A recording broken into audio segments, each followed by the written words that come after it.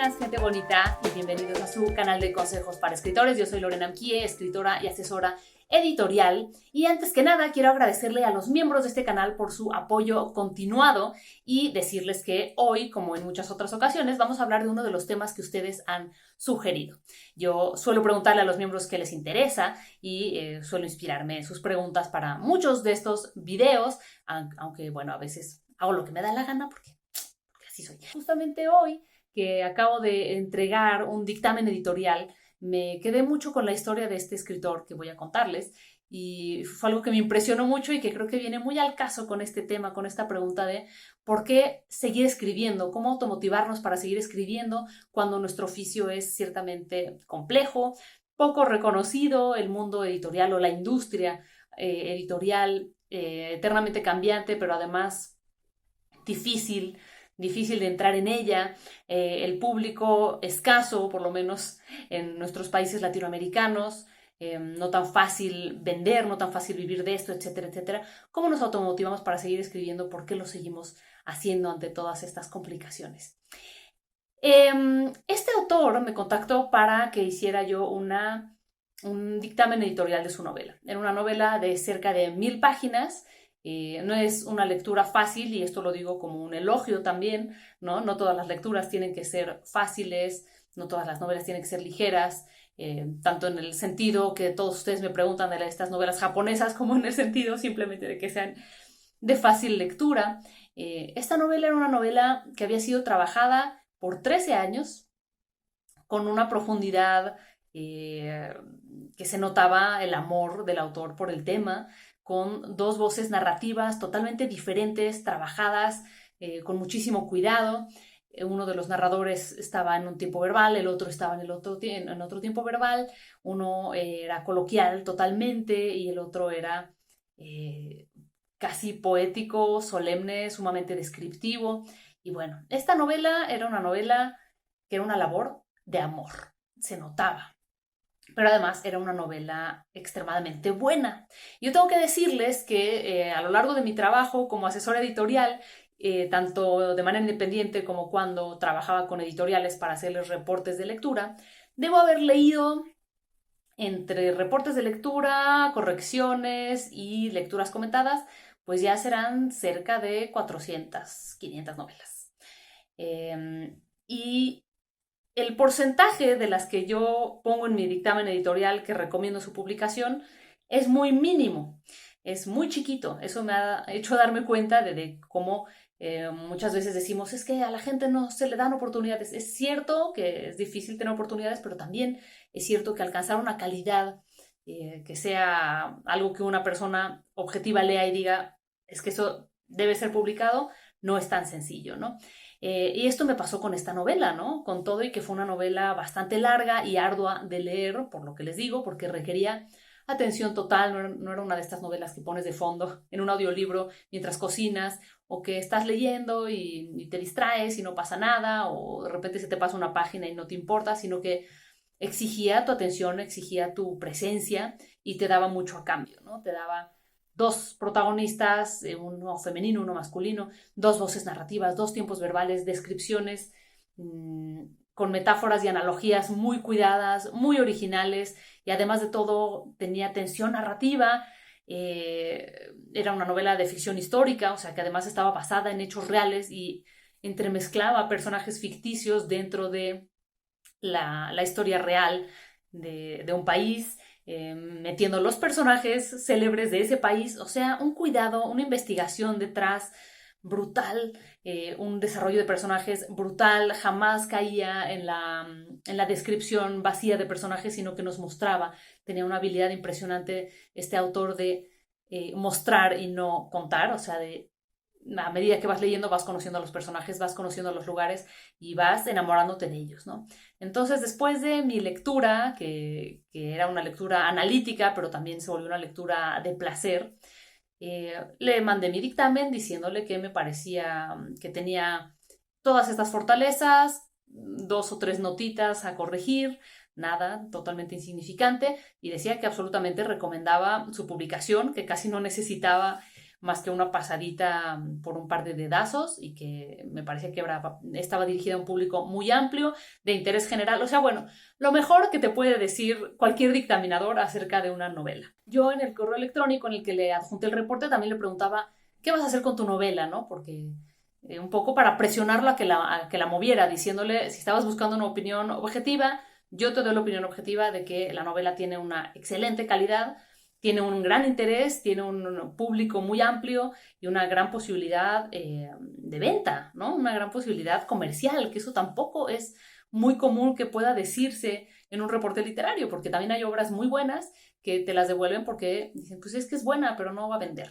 Y en este caso yo creía que esta novela tenía todo, así se lo dije, con todos los argumentos fundamentados, y él me contestó diciendo que agradecía mucho esto y que no pensaba hacer nada con la novela más que guardarla como un proyecto personal. De cualquier modo, me decía que había visto las 5 notas que yo le había puesto y que iba a corregir la novela una vez más, que me agradecía muchísimo porque yo le había señalado un detalle que él en 13 años no se había dado cuenta y que estaba muy agradecido de haberse dado cuenta antes de ponerle un punto final a la novela y que no iba a hacer nada con ella.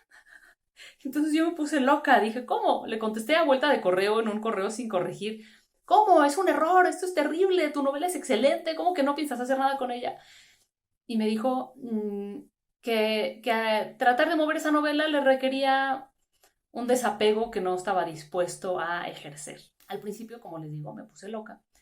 Le dije que cómo, que la mandara a concursos, que la mandara a editoriales, que había tal y tal y tal editorial que podrían estar interesadas y hasta mi cabeza empezaba a volar así de ¿a quién podría recomendar? ¿Cómo?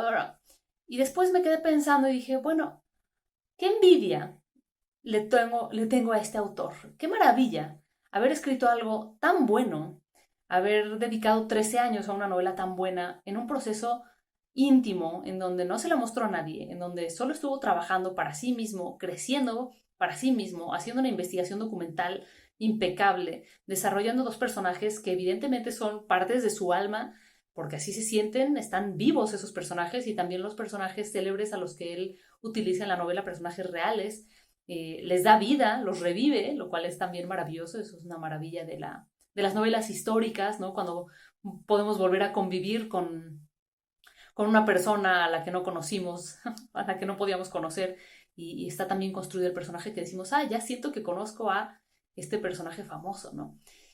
Y después de 13 años decidió someterse a esta evaluación simplemente para corroborar si la sensación que él tenía de la calidad de su novela estaba basada en la realidad o no. O sea, él no nada más guardó la novela después de terminarla y dijo, escribí la mejor novela del mundo y nadie la va a leer, sino que dijo, escribí una novela, quiero saber cómo la vería alguien en quien yo confío, me la envió y después de eso, al obtener la retroalimentación, tomó de manera extremadamente humilde las correcciones y los comentarios, la va a corregir, después la va a guardar porque no necesita nada más. ¿Qué mejor ejemplo de automotivación, qué mejor ejemplo de por qué seguimos escribiendo que este autor que ha escrito por 13 años una novela para sí mismo, de una calidad impecable, que la ha corregido, que la ha trabajado y que eso es lo que él necesita? El día de mañana tal vez cambie de opinión, tal vez llegará a más manos esa novela, pero mientras tanto, él se mantuvo totalmente motivado durante más de una década desarrollando esta historia de 1000 páginas, a la que no le sobran páginas, a la que no le falta nada, una historia redonda, una historia con un lenguaje muy amplio, con un vocabulario ad hoc a las épocas en las en las que sus personajes se mueven, o sea, impecable. Y lo único que necesitaba para poder cerrar el proyecto era que alguien más le diera las últimas notas, dejarlo totalmente pulido y decir, eso es el regalo que me doy a mí mismo.